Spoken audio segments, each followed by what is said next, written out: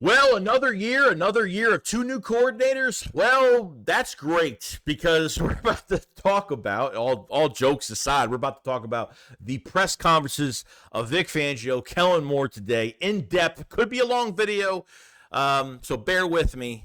I really want to hear what these coaches have to say. I've been looking forward to this for a while. Let's get into it. Because I've seen enough horror movies to know any weirdo wearing a mask is never friendly.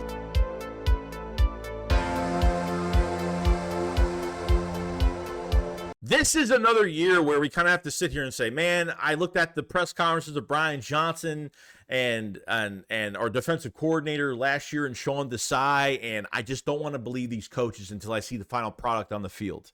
It's very hard for me because the blinders are off, okay? I'm being more crucial of this team this year when it comes to coaching, the players, the position you're putting some guys in now. Howie Roseman having the offseason of probably his best offseason of his career in Philadelphia as a GM.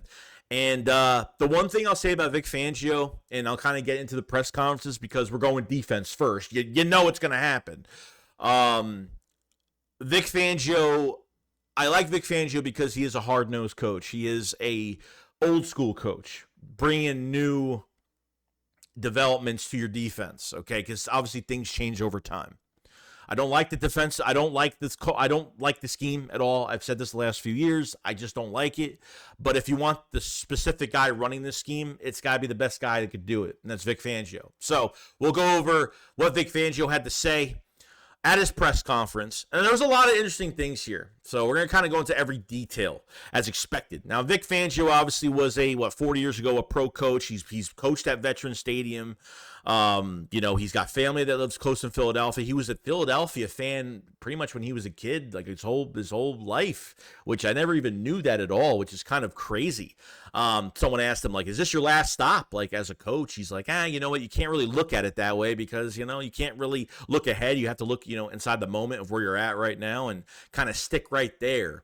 At this point, like, Vic Fangio is an older coach, obviously. He's been a head coach. He's been a coordinator a million times. I think this was going to happen. We already knew Vic Fangio was going to be the coach. We'd be shocked if he wasn't at this point. But he went to somebody asked him a question about him being a consultant in 2022. Okay, now Vic Fangio as a consultant, he really was in the building every single day. He wasn't.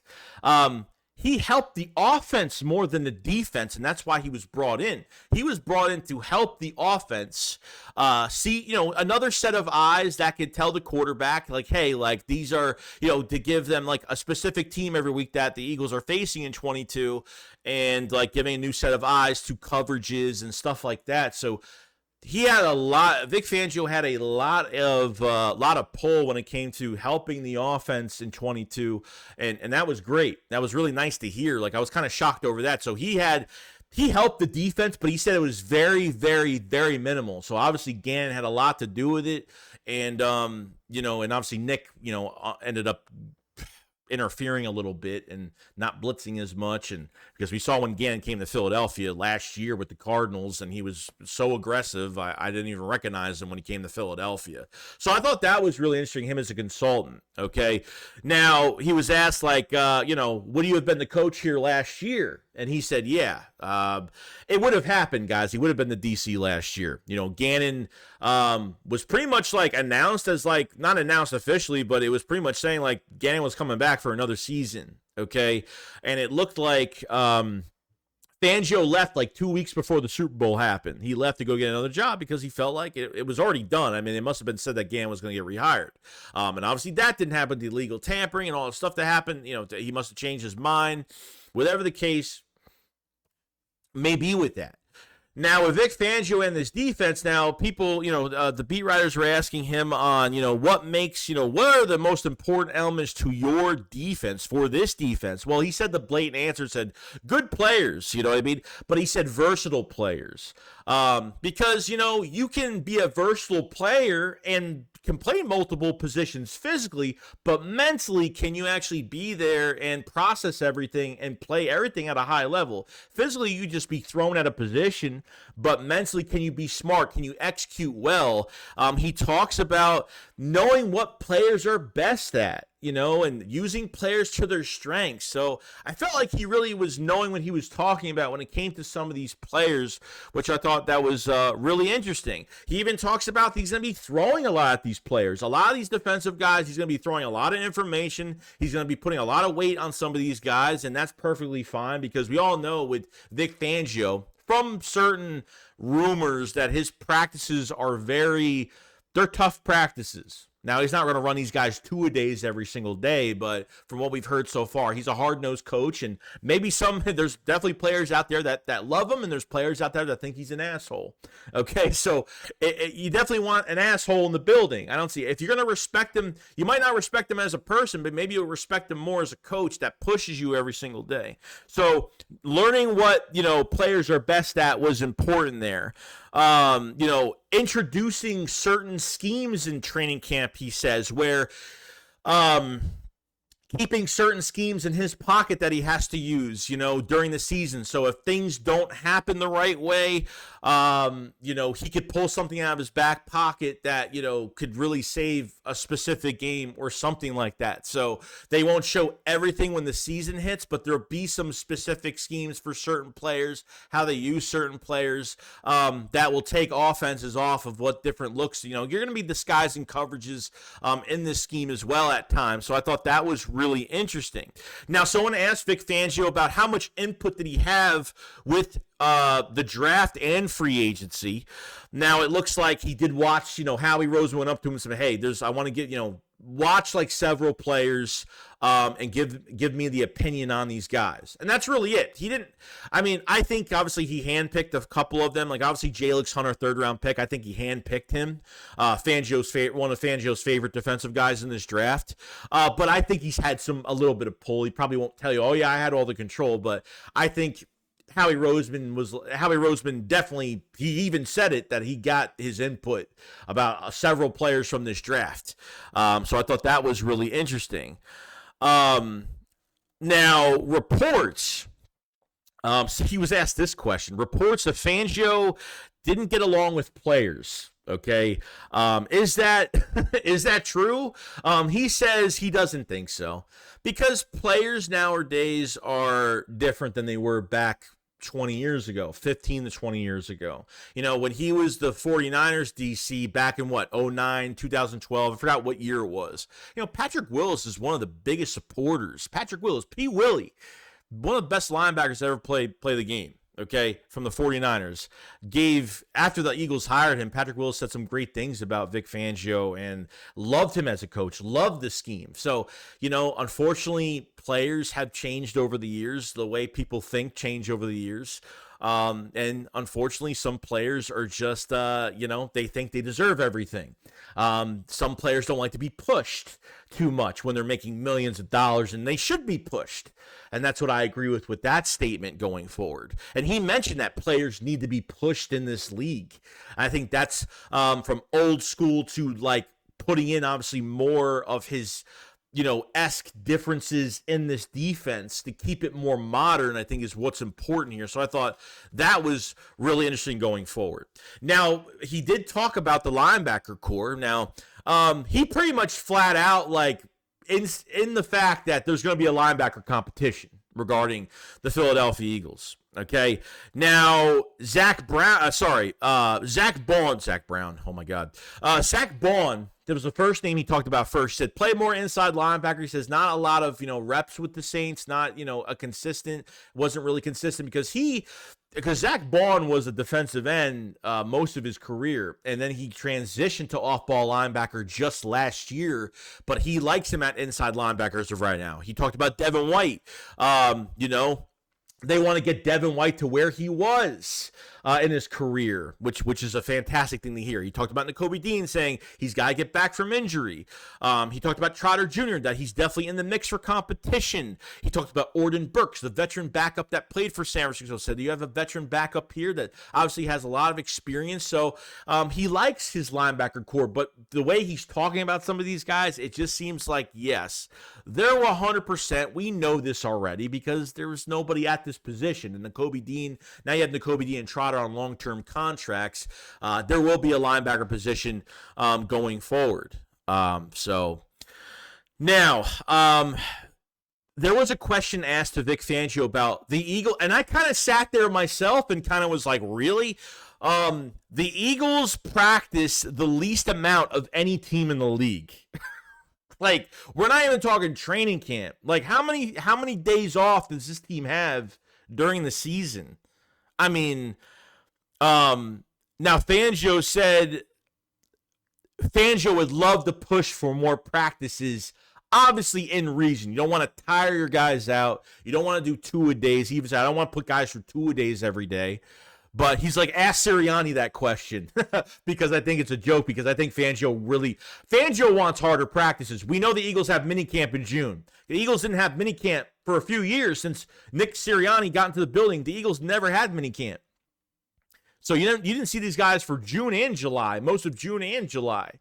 So you need more time together, more time to gel. And if Vic Fangio's pushing for more practices, I'm on board. So I like when he actually said that. I thought that was really cool. Now, somebody asked a question about Sean Desai, why the Eagles collapsed last year. Now, Sean Desai would be the question for him because he worked, Sean Desai was the defensive quality control guy for a few years under Fangio when he was with the Bears. Okay. After Fangio left to be the head coach for the Broncos, Sean Desai took over as the defensive coordinator in 2021 for the Bears. So really they hired Desai because he was the closest to Fangio, which the guy doesn't know how to run a defense for his life. I don't know how he did it. I don't know why he was hired in 21, but that's what happened. He said he can't really put Fangio pretty much said, why the collapse in 23? He's like, it's not on just the players and the coaches. He says that everybody's fingerprints are all over it. He obviously knows, He knows, like, he's had talks with the coaches about last year and what happened. And I think a lot of coaches have, had their fingerprints on. We know this answer. It's nothing crazy. So I thought that answer was obviously true to its limits. So what is this defense supposed to show us? Well, Vic Fangio and his answer of that says obviously limiting the big explosive plays. And he ranks that pretty damn high, and talked about obviously getting after the quarterback. He ranks that very high on his list when it comes to this defense. So you're looking at pressure on quarterbacks, limiting the big explosive plays. And yes, this is what we've been told the last few years. But I just seemed like we haven't had the competent coach to come in here and actually do that. So I thought that was really interesting. He talked about Jordan Davis. Someone asked about Jordan Davis as well. He said he had a great start to the offseason. He's in really good shape. And yes, Jordan Davis looks a lot more slimmer. Fangio knows he's in his third year. Talked about it's his third year. He looks really good, in shape. I can't wait to work with him and do more with him. So I thought that was really cool, just to kind of go through that whole entire process. With Jordan Davis, liked how that he's, again, these guys haven't hit the field yet. A lot of the starters guys, a lot of the other guys, only the rookies and tryout players and undrafted free agents have hit the field. No one else has really hit the field so far when it comes to this defense going forward. So I thought that was really cool. He talked about Bryce Huff, saying he's a good pass rusher. He had a part-time rotation, but they want to see if they can get more out of him. He says they'll definitely drop Bryce Huff in coverage, so that's going to happen. They want to make him better against the run. They want to get him in pass coverage, and you guys are going to tell me, well, if they need to get him better against the run, why did they pay him? Well, defensive ends are paid to go after the quarterback. That's how it goes. That's the life. That's how it goes. So, so I thought that was really cool. So, Bryce Huff only had 43% of the snaps in a heavy rotation with the Jets. It still had 10 sacks. So they paid him $17 million a year, and they're really gambling on him to really make a big push with more snaps and more playing time, and that he can handle playing a full game every game. Obviously, it's a rotation, obviously, but, we're thinking he's going to do really well. Now, we talk about adversity, right? So when this defense goes through adversity, what is Vic Fangio going to do if this team is in a hole? Okay, we saw the way it happened last year, the last 7 games of the season, where there was no fight, no sense of urgency. I think what's really helped that going into this offseason is obviously picking up guys with a lot of high character, high personality, high attitudes, like Chauncey Gardner-Johnson, and Devin White's got a big voice for this defense, and things like that I think will help tremendously. Now, he says, obviously, if we're struggling, the team needs to go back to basics. He's not going to try and scheme his way out of games and trying to look special and do these things that the Eagles never do. You're not going to put your players in position to fail. And that's what I've been saying the last few years. But I like that Fangio is even under pressure in a game, if he feels like things are just not working or something does happen where they have to tweak something, let's go back to the basis of what we know from what we started at training camp, and we'll go on from there. And not just do something, put your players out of position, out of harm's way. You know what I mean? Like to put them in harm's way in a game and running something that you're telling them that you've never run before and setting them up to lose the game. At least I have to respect that from Vic Fangio, that you're going to put your guys in good position and go back to basic fundamentals of what this team is all about. So I like that comment a lot, because you don't want to try to do too much, that he's not trying to scheme his way out of things. So I thought that was a good answer. But other than that, that was pretty much it. I mean, really, to be honest with you, I thought it was a good press conference. Like, defense was, I had more interest in Vic Fangio in this press conference than really the offense, even though both are very intriguing. But Vic Fangio is a hard-nosed coach. He's pushing for more practices. He's looking for the most not versatile players, but if you are versatile, they want to see if you're smart. And see if you have a brain, and not only can you stand, playing multiple positions physically, but, executing these plays perfectly. And having the players that he has in this building right now, I think he's set up for the future, no doubt. Howie Roseman definitely done that. So, as a old school coach, I'm happy he's here. When it comes to length of time that he's going to be here, I don't know how many years it's going to be, but hopefully it's 4 years of, if he's that successful this year, and win a Super Bowl and do some great things, he'll be here for a lot longer, and that's a great thing. So I have nothing against it. I'm just not a fan of the scheme, but I'm excited to see how they use some of the edge rushers, some of the new players that are coming in the building. And he talked about linebacker, competition. So I think his demeanor, I think he's in a really good spot. And I think having a coach like this, that with experience, is just, it's really fresh not to see a young coach like that's never been a DC just up at the podium. It's so refreshing to see like an old school coach in a new spot talking about everything. It's just, in my opinion, I love that. So that was the press conference on Vic Fangio. Went to depth with that 17 and a half minutes later, so I am sorry, but we have to go over all this. Next in line, we have Kellen Moore. Kellen Moore, the new OC for the Philadelphia Eagles, obviously was with Dallas, was with the Chargers, now at the Eagles. Now, he was asked, number one, now Kellen Moore he looked really excited just to talk football. Like, he looks like he's an X's and O's guy. We all know this, but he just seemed like he was really fired up at this press conference, which I really, really enjoyed.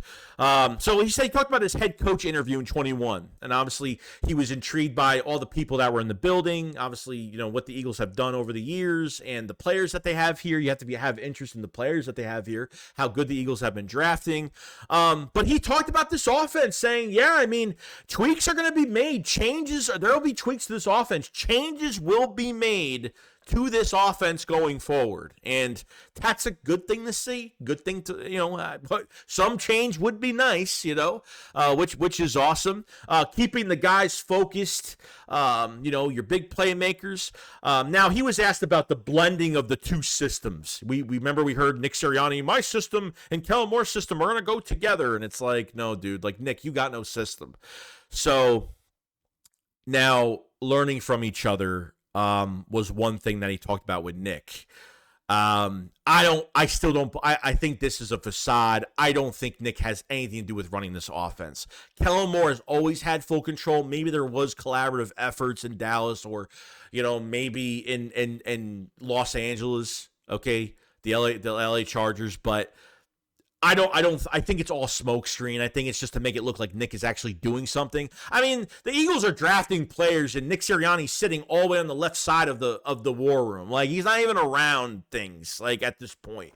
He's just here to be motivational and take his hands off, be a hands-off coach, and that's it. I can't see that Nick is fully involved this whole offseason. From the hirings, from the coordinator hirings to what Kellen Moore and Vic Fangio have hired, okay, with their assistant coaches. Okay, now Kellen Moore's biggest weapon for his offense, and we're not talking about players, we're talking about coaches, that Doug Newsome, the QB coach. Okay, now Doug Newsome is the quarterback coach to the Eagles. He was with him in Dallas. He was with him with the Chargers. He really goes high on fundamentals, details and fundamentals on quarterback play. Is very close with the quarterback. Kind of connects the passing game into the fundamentals of what Kellen Moore brings to the offense with the play calls. So I think that's awesome. Doug Newsome, I think, is going to be a big. So what Kellen Moore is saying, Doug Newsome is going to be a really big, coach for this offense. Another added piece here that Kellen Moore has been around. He talked about evolving the system game to game, communications with the quarterback between Doug Newsome and Kellen Moore himself has gotten to know Jalen Hurts as a fantastic personality, but a fantastic player of what he's seen over the past few years, has watched a lot of film on the Eagles and Jalen Hurts. So obviously communication is key, because I felt like with some of the leaks that were coming out the end of last year, the disconnect between Hurts and Brian Johnson, Jalen Hurts goes up to Nick Sirianni. You meet with your head coach every single week. You have meetings one-on-one with your coach every week.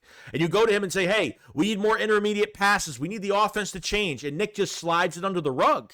I mean, those were the leaks that came out the end of last year. And I can totally believe it, because Nick was literally hanging himself at some point last year because he couldn't give the play calling to somebody else. You didn't hire any experience in this offense. Coaching staff-wise, assistant coaches, nobody. I think that was one of the biggest problems. So obviously having that connection, having that, at least having communication, it definitely helps.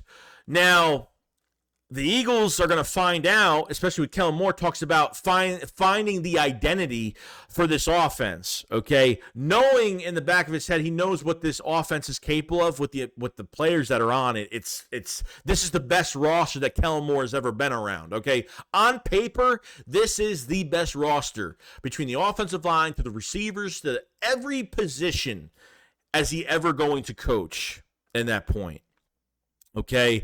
But the identity, obviously distribution of the ball, he's going to say like some weeks, matchup wise, because he loves going through matchups and he likes finding weak points to specific defenses. There might be games where A.J. Brown doesn't have a big game. There might be games where Devontae Smith might not have a big game. Maybe Anais Smith will have a big game or something like that, so maybe Saquon Barkley won't have as many carries or, so you can't make everybody happy, but because this team is so selfless, because some of the players are so selfless, as long as we get the win at the end of the day, who cares?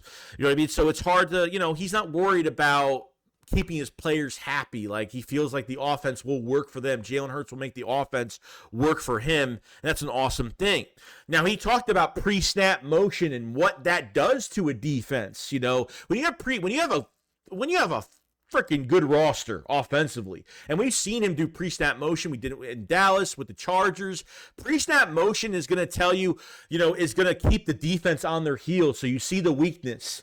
So if you put a wide receiver in motion or running back in motion and you see that matchup, it creates matchups that you could specifically point to something and say, oh, that's the weak point right there in game. So then off the pre-snap motion, you can make those adjustments and find out where those weak spots are. So this is such a breath of fresh air talking about just like actual football. Like Kellen Moore is actually like an X's and O's like coach that just like is just going to do so much with it. It's just so exciting. It's so exciting. I'm smiling over this like nonstop. It's just insanity at this point. Now, Kellen Moore did talk about Saquon Barkley, not a 3-down back. Obviously, talked about him in the passing game. He's going to be using the passing game as and obviously in the run game. He talked about how great the offensive line is going forward. He's really excited for that.